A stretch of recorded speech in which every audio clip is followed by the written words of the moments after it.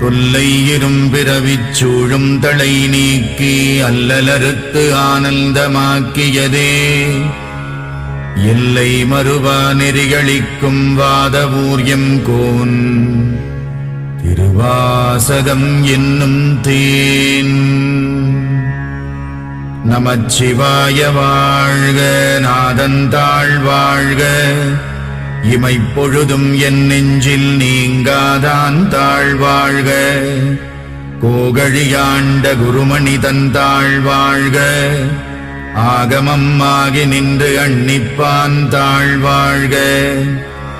ஏகன் அநேகன் இறைவனடி வாழ்க, வேகம் கெடுத்தாண்ட வேந்தனடி வெல்க.